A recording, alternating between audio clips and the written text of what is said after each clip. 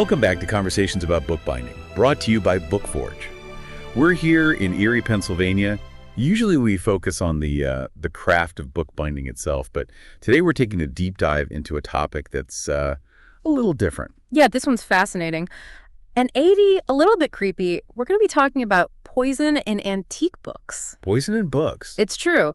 And what's really interesting about this is that it's not just some weird thing that happened in the past. Right. This is something that affects anyone who owns or handles old books, or even just browses them at, a bookstore or a library. Right. So like this could be in anyone's collection. Like we're talking about, real poison inside these beautiful old covers.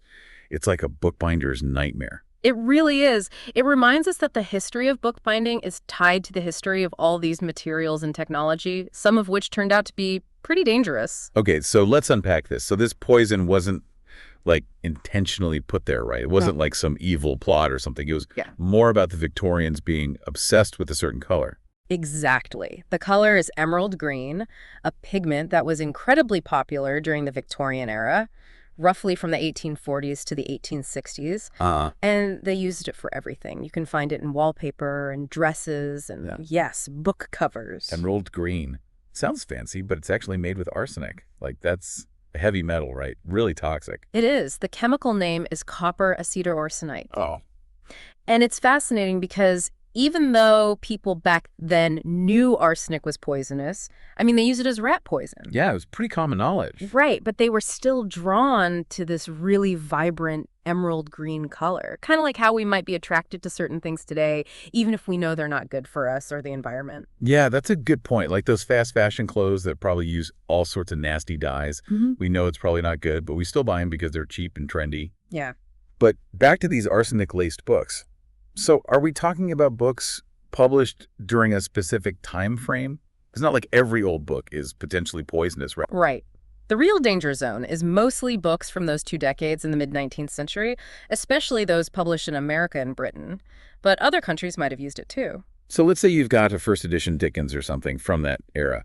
Yeah. What are some signs that it could actually be one of these poison books? Is it just the color we should be looking at? Color is definitely a big clue. You want to look for a really vibrant green cover, almost shockingly bright. And here's the thing. Even if the spine's faded or browned because of, years of pollution and stuff, the front and back covers might still have that really intense emerald green. So if it's like a faded, muted green, it's probably okay. Most likely, yeah. Okay. And here's another interesting thing. Sometimes even if the spine looks faded, the cover can still be that bright green. Oh, wow. So it's worth checking the entire cover, not just the spine. Okay, so we're looking for that bright green, especially on books from that 1840s to the 1860s period. What else should we be looking for? Well, the weight of the book can be a clue. If the covers feel unusually heavy for their size, that could be a red flag. Those pigments are metal-based, so they're denser than other materials. Right. It might feel like you're holding, like, a brick disguised as a book. Okay, heavy book, bright green cover, mid-19th century. I'm starting to think I need to reevaluate a few books in my own collection. But what if you're still not sure? Is there a way to actually test for arsenic without, licking the cover, which I don't recommend? Luckily, there is. Scientists use a technique called X-ray fluorescence. It's a pretty cool process. They shine a special kind of light on the book, and if there's arsenic present, it actually glows under that light. Wow, that's amazing. Science to the rescue.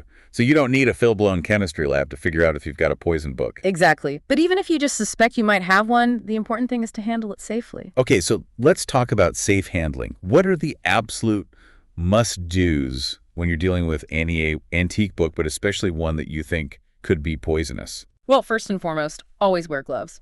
Nitrile gloves are best, the kind you'd find at a doctor's office.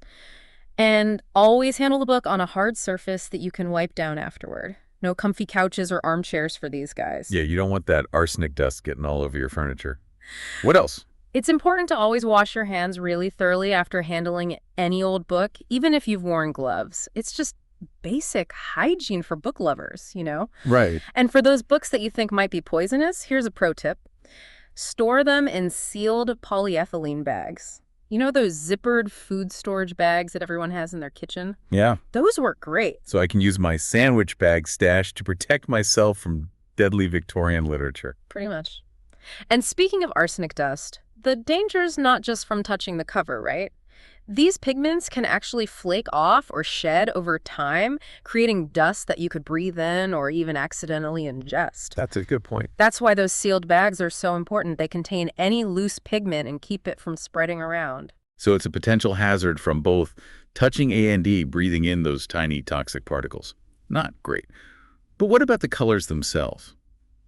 Is emerald green the only one we need to be wary of, or are there other dangerous pigments hiding out in old books? So, unfortunately, arsenic green wasn't the only bad guy in the Victorian color palette. They also used lead chromate a lot. And that was used for all kinds of colors, yellows, greens, and even some reds. Oh, no. So that cheerful yellow book on my shelf could be just as dangerous. It's possible. And we can't forget about mercury. That was often used in red pigments, especially in marbled paper. Oh, you mean that swirly decorative paper you often see on book covers and end papers? Exactly. Wait, so even the decorative paper inside the book could be a problem. That's a little unsettling. It can be, yeah. In fact, the NCHGS library in South Dakota tested a bunch of their old books and found high levels of lead in a lot of them. They even found one book with arsenic and another one with lead in the marbled paper. Wow. It just goes to show you can't judge a book by its cover or its end papers for that matter. So it's not just emerald green we need to be worried about. It's like a whole rainbow of potentially toxic colors. Exactly. And it just highlights how important those safe handling practices are. Those nitrile gloves and sealed bags are essential for any antique book, no matter what color it is. You just never know what might be lurking beneath the surface. I'm definitely feeling a lot more cautious about my book collection now. But before we all get too paranoid, I want to emphasize that we don't have to completely give up on old books. Definitely not. It's really all about being informed and taking sensible precautions. You can still enjoy those beautiful old books and their history without putting yourself at risk. I like that. Knowledge is power, especially when it comes to potentially poisonous books. We've covered a lot of ground here in part 1 of our deep dive. What can our listeners expect in part 2? So in part 2, we'll dig a little deeper into the why behind this whole arsenic in books phenomenon. Like, what was it about the Victorian mindset that led to such widespread use of these toxic materials, even though they knew the risks? Ooh, that sounds really interesting. We can get into the psychology and social dynamics of it all. Exactly. We'll also look at how this historical case study can help us make better choices today, especially in bookbinding, where we're always working with materials, both old and new. Sounds like a can't-miss episode for anyone who loves books. So make sure you join us for part 2 of our deep dive into the world of poison books. Welcome back to Conversations About Bookbinding. In part 1, we talked about those toxic pigments that are sometimes found in antique books, especially that bright emerald green made with arsenic. Yeah, it's kind of freaky to think that those beautiful old books could actually be dangerous. But at least now we know what to look for and how to protect ourselves, right? Exactly. And now we're going to dig a little deeper into the why behind all of this. Like, what was it about the Victorian way of thinking that made them use such toxic materials even though they knew there were risks? Yeah, that's what I don't get. It seems crazy to us now knowing what we know about arsenic and lead and all that, but I guess they didn't have OSHA back then, huh? Not quite. But it's more than just a lack of rules. To really get it, we have to step back and look at how the Victorians saw the world, you know? Their values, their goals, even their fears. Okay, so let's do a little time travel. Take us back to the Victorian era.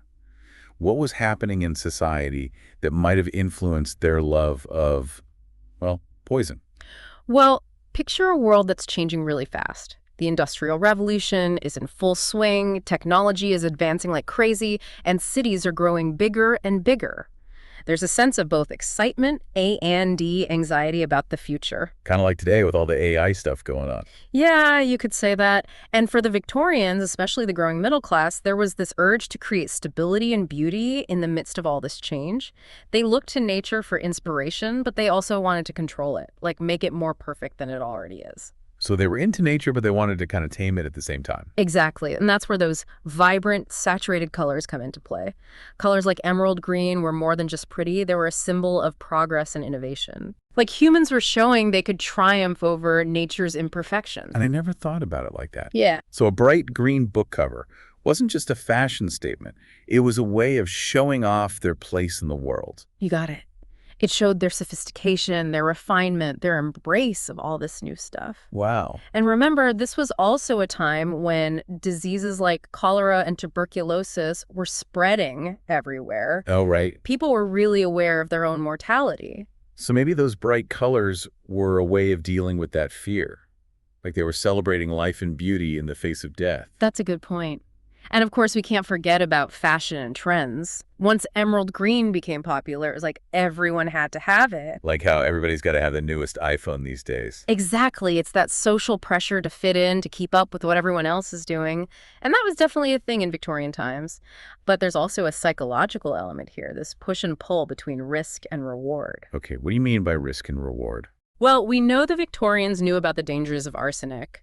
There were reports of people getting sick from wallpaper that had arsenic in it. But the appeal of that color, the status it gave you, it seems like that outweighed their concerns, at least for a while. So they knew it was risky, Yeah. but the payoff, the beauty, the status, it was all just too tempting. It seems so. And we see this over and over again throughout history, even today. We make choices for that instant gratification, even if we know there might be consequences later on. It's like eating a big piece of cake. You know it's not good for you, but it's so good in the moment. Exactly. And just like with that cake, the consequences of using those arsenic pigments didn't show up right away. By the late 1800s, the dangers were impossible to ignore, and the use of emerald green dropped off pretty quickly. So it's a warning about the unexpected downsides of progress, right? Yeah. And the importance of thinking about the long term. Absolutely. It reminds us that even things that look beautiful and harmless can have hidden dangers. And that brings us back to the world of bookbinding. Right. So what lessons can we take from this whole Victorian arsenic thing and use them in our own work as bookbinders? Well, it shows us how important it is to be careful about the materials we use.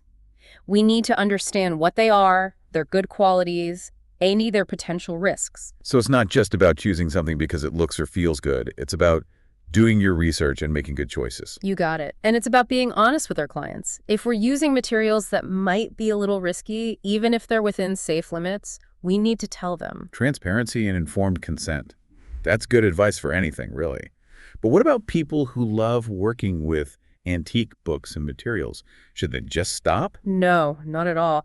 But it means they need to be extra careful. They need to handle those things with respect, wearing the right gear, and taking precautions to avoid contamination. So those nitrile gloves and sealed bags are a must for anyone who works with old books. 100%. It's also about educating yourself, staying up to date on the latest research and best practices. There are some great resources out there, like the Poison Book Project and the Bibliotoxicology Working Group. Right, we talked about those in part one.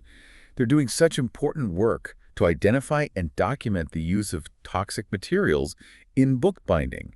You know, this whole arsenic in books thing is kind of creepy, but it's also kind of fascinating, right? It is. It reminds us that the history of bookbinding is full of surprises, and that the objects we handle have stories to tell that go beyond the words on the page. That's what I love about this. It's like we're not just bookbinders, we're also detectives and historians, even a little bit like alchemists, trying to figure out the secrets of all these ancient crafts and materials. And speaking of secrets, there's one more part of this Victorian arsenic story that I think is really important for bookbinders.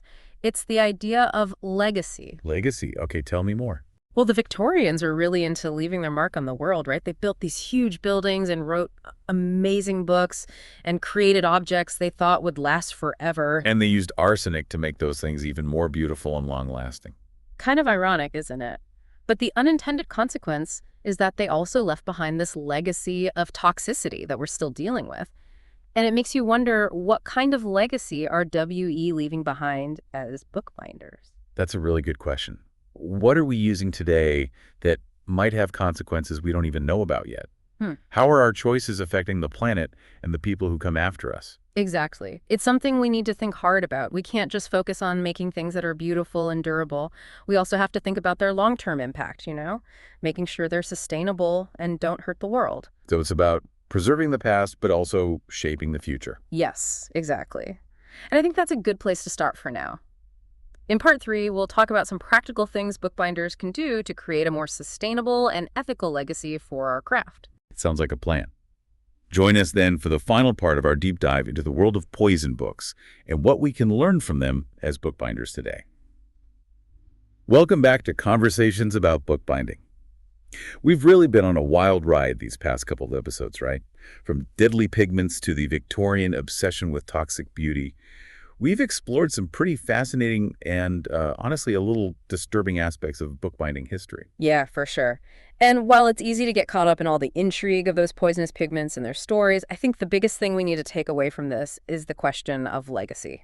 Right. In part two, we were talking about how the Victorians, in their quest for progress and beauty, kind of accidentally left this legacy of toxicity that we're still dealing with today. So how can we, as modern bookbinders, make sure we don't make those same mistakes? How can we leave behind a legacy that's both beautiful and responsible? That's a big question, isn't it? And there's no easy answer. But I think it starts with changing how we think about things. Recognizing that the choices we make as bookbinders have consequences that go way beyond the objects themselves. So we're not just talking about the way a binding looks or how long it lasts.